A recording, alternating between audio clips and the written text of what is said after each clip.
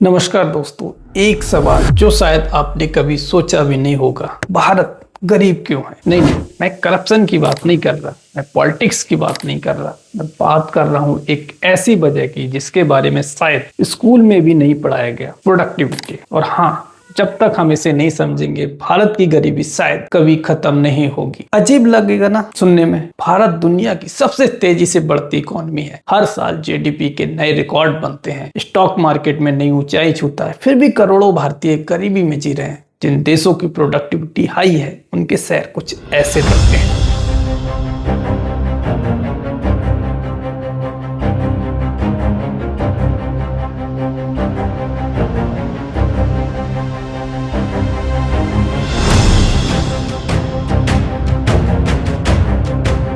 और हमारे शहर कुछ अलग।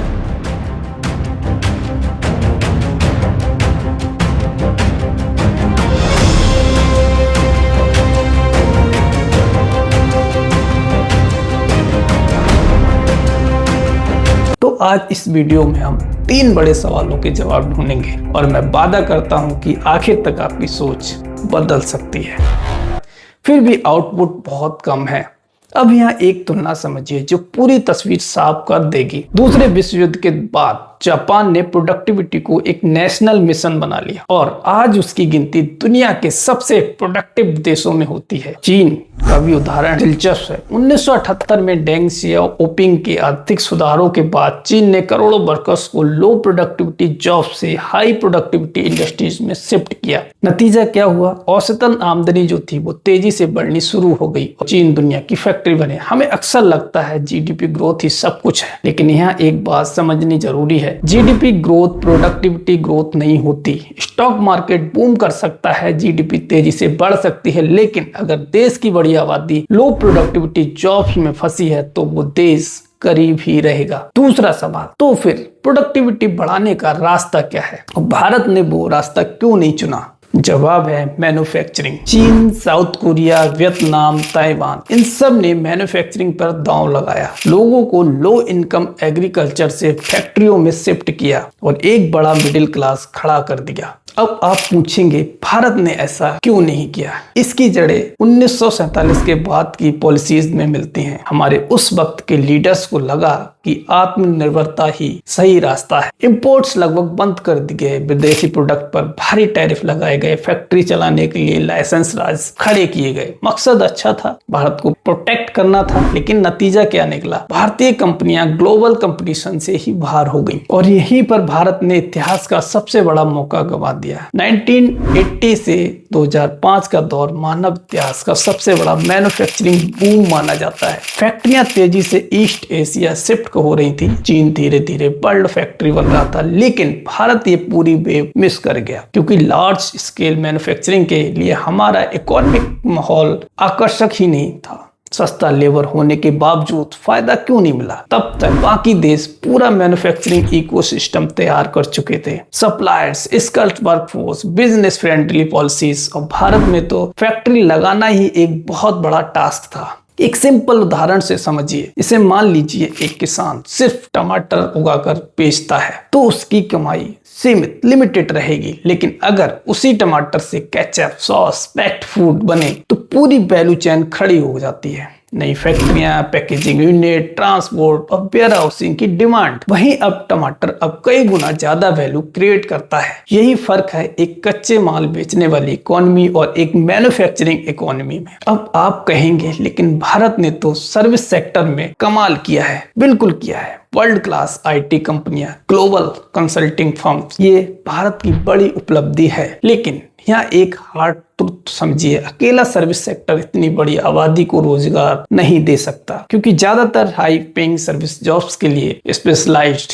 स्किल्स और हायर एजुकेशन चाहिए, जो देश की बड़ी आबादी के पास है ही नहीं। और इसी से जुड़ा है भारत का अगला बड़ा संकट, स्किल गैप। कभी Bharat textile, craft, metal work और स्टोन कार्विंग के लिए दुनिया भर में मशहूर था, लेकिन वक्त के साथ इन स्किल्स की वैल्यू घटती चली गई और हमने उसकी जगह जगह कुछ नया खड़ा नहीं किया। PLFS 2023-24 का डेटा बताता है कि भारत में सिर्फ 4.9% यूथ यानी 15 से 29 साल के लोग को फॉर्मल वोकेशनल यानी टेक्निकल ट्रेनिंग मिली है, सिर्फ 4.9%, जबकि 21.2% को कुछ इनफॉर्मल ट्रेनिंग मिली है। सर्टिफिकेट हमारे पास है, स्किल नहीं है, और यही वजह है कि सिर्फ 8 से 9% ग्रेजुएट ही अपनी क्वालिफिकेशन के लेवल की जॉब कर पाते हैं। 50% से ज्यादा ऐसी जॉब्स में जिनके लिए डिग्री की जरूरत ही नहीं थी, और करीब 40% पोस्ट ग्रेजुएट जो लो स्किल रोल्स में काम कर रहे हैं। डिग्री होना और प्रोडक्टिविटी होना ये दो बिल्कुल अलग बातें हैं। तुलना के लिए देखिए, जर्मनी में करीब 50 से 60% यूथ